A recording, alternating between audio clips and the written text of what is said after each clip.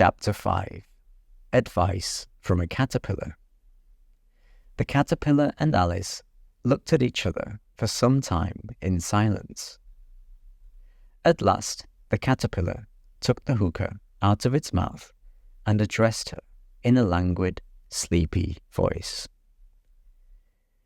"Who are you?" said the caterpillar. This was not an encouraging opening for a conversation. Alice replied rather shyly, I hardly know, sir. Just at present. At least, I know who I was when I got up this morning, but I think I must have been changed several times since then." "What do you mean by that?" said the caterpillar sternly. "Explain yourself." "I can't explain myself, I'm afraid, sir," said Alice, "because I'm not myself, you see." "I don't see," said the caterpillar. "I'm afraid I can't put it more clearly," Alice replied very politely, "for I can't understand it myself to begin with. And being so many different sizes in a day is very confusing." "It isn't," said the caterpillar. "Well, perhaps you haven't found it so yet," said Alice. "But when you have to turn into a chrysalis, you will someday, you know. And then after that into a butterfly. I should think you'll feel it a little queer, won't you?" "Not a bit," said the caterpillar. "Well, perhaps your feelings may be different," said Alice.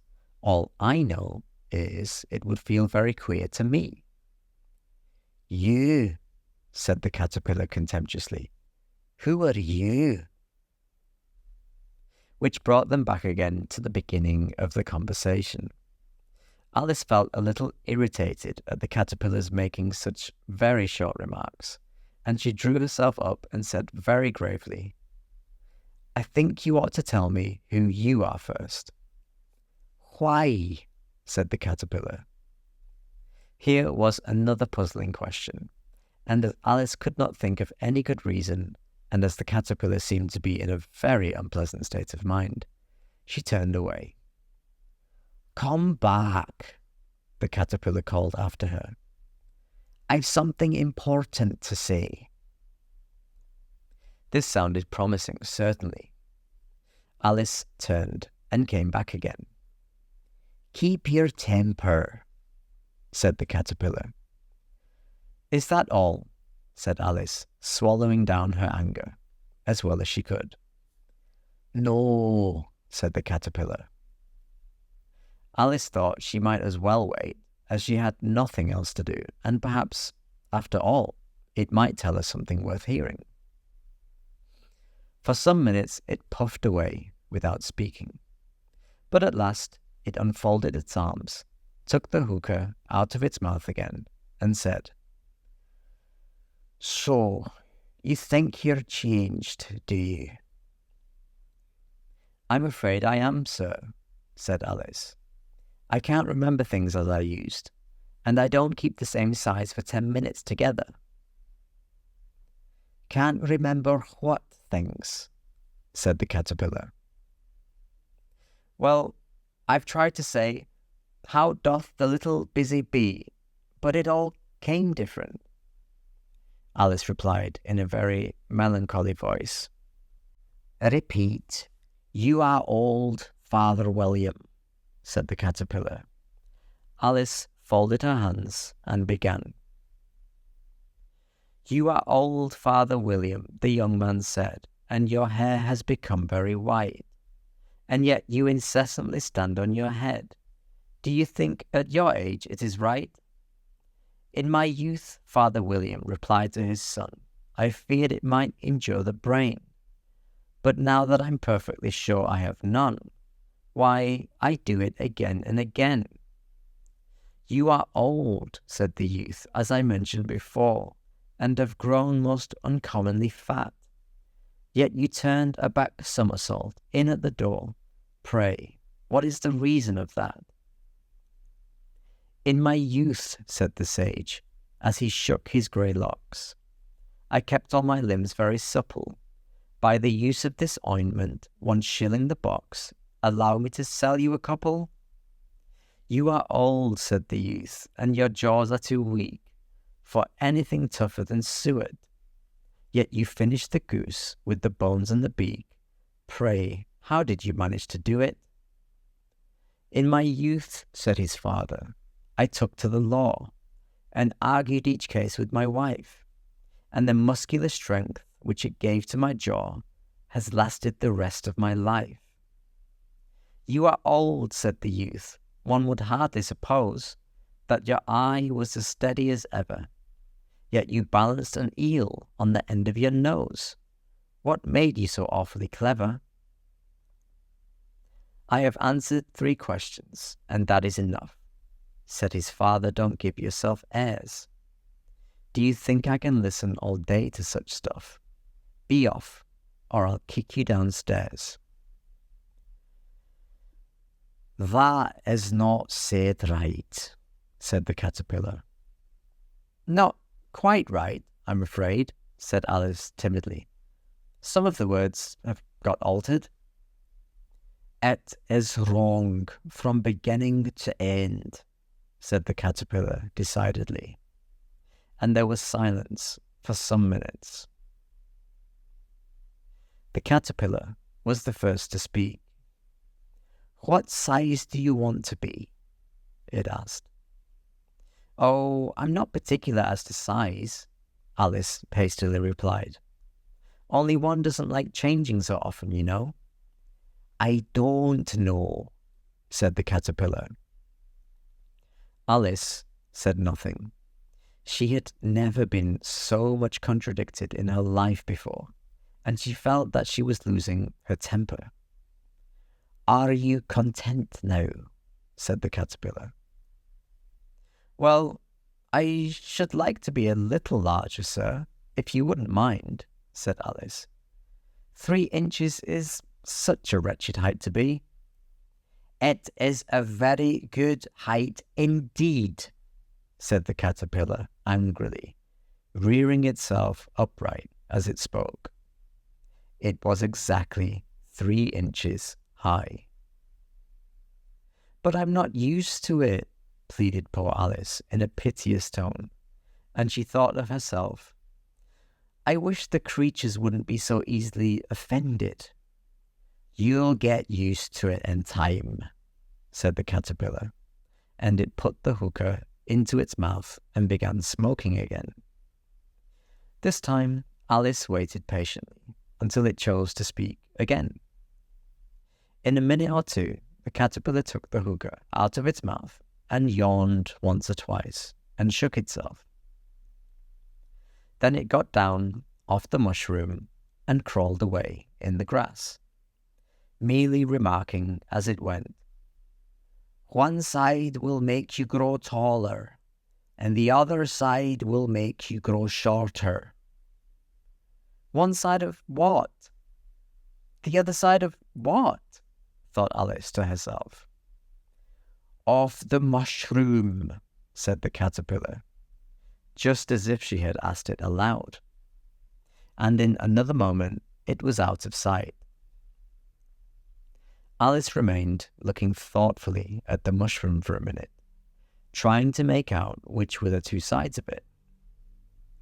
And as it was perfectly round, she found this a very difficult question. However, at last she stretched her arms round it as far as they would go, and broke off a bit of the edge with each hand. "And now, which is which?" she said to herself, and nibbled a little of the right-hand bit to try the effect. The next moment she felt a violent blow under her chin. It had struck her foot. She was a good deal frightened by this very sudden change, but she felt that there was no time to be lost, as she was shrinking rapidly. So she set to work at once to eat some of the other bit. Her chin was pressed so closely against her foot that there was hardly room to open her mouth. But she did it, at last and managed to swallow a morsel of the left-hand bit. "Come, my head's free at last," said Alice in a tone of delight, which changed into alarm in another moment when she found that her shoulders were nowhere to be found. All she could see when she looked down was an immense length of neck, which seemed to rise like a stalk out of a sea of green leaves that lay far below her. "What can all that green stuff be?" said Alice. "And where have my shoulders got to? And oh, my poor hands! How is it I can't see you?" She was moving them about as she spoke, but no result seemed to follow, except a little shaking among the distant green leaves. As there seemed to be no chance of getting her hands up to her head, she tried to get her head down to them, and was delighted to find that her neck would bend about easily in any direction, like a serpent. She had just succeeded in curving it down into a graceful zigzag, and was going to dive in among the leaves, which she found to be nothing but the tops of the trees, under which she had been wandering, when a sharp hiss made her draw back in a hurry. A large pigeon had flown into her face, and was beating her violently with its wings. "Serpent!" screamed the pigeon. "I'm not a serpent," said Alice indignantly. "Let me alone." "Serpent, I say again," repeated the pigeon, but in a more subdued tone, and added with a kind of sob, "I've tried every way and nothing seems to suit them." "I haven't the least idea what you're talking about," said Alice. "I've tried the roots of trees, and I've tried banks, and I've tried hedges," the pigeon went on, without attending to her. "But those serpents, there's no pleasing them." Alice was more and more puzzled, but she thought that there was no use in saying anything more till the pigeon had finished. "As if it wasn't trouble enough hatching the eggs," said the pigeon. "But I must be on the lookout for serpents night and day. Why, I haven't had a wink of sleep these 3 weeks." "I'm very sorry you've been annoyed," said Alice, who was beginning to see its meaning. "And just as I'd taken the highest tree in the wood," continued the pigeon, raising its voice to a shriek, "and just as I was thinking I should be free of them at last, they must needs come wriggling down from the sky. Ugh, serpent!" "But I'm not a serpent, I tell you," said Alice. I'm a... "Well, what are you?" said the pigeon. "I can see you're trying to invent something." I'm a little girl," said Alice, rather doubtfully, as she remembered the number of changes she had gone through that day. "A likely story indeed," said the pigeon, in a tone of the deepest contempt. "I've seen a good many little girls in my time, but never one with such a neck as that. No, no, you're a serpent, and there's no use denying it. I suppose you'll be telling me next that you never tasted an egg." "I have tasted eggs, certainly," said Alice, who was a very truthful child. "But little girls eat eggs quite as much as serpents do, you know." "I don't believe it," said the pigeon. "But if they do, why, then they're a kind of serpent. That's all I can say." This was such a new idea to Alice that she was quite silent for a minute or two, which gave the pigeon the opportunity of adding, "You're looking for eggs. I know that well enough. And what does it matter to me whether you're a little girl or a serpent?" "It matters a good deal to me," said Alice hastily. "But I'm not looking for eggs as it happens. And if I was, I shouldn't want yours. I don't like them raw." "Well, be off then," said the pigeon in a sulky tone, as it settled down again into its nest. Alice crouched down among the trees as well as she could, for her neck kept getting entangled among the branches, and every now and then she had to stop and untwist it. After a while, she remembered that she still held the pieces of mushroom in her hands, and she set to work very carefully, nibbling first at one and then at the other, and growing sometimes taller and sometimes shorter, until she had succeeded in bringing herself down to her usual height. It was so long since she had been anything near the right size that it felt quite strange at first. But she got used to it in a few minutes and began talking to herself as usual. "Come, there's half my plan done now. How puzzling all these changes are. I'm never sure what I'm going to be from one minute to another. However, I've got back to my right size. The next thing is to get into that beautiful garden. How is that to be done, I wonder?" As she said this, she came suddenly upon an open place with a little house in it, about 4 feet high. "Whoever lives there," thought Alice, "it'll never do to come upon them this size. Why, I should frighten them out of their wits."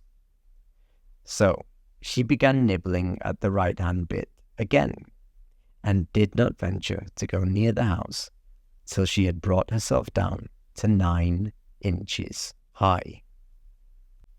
That was chapter 5.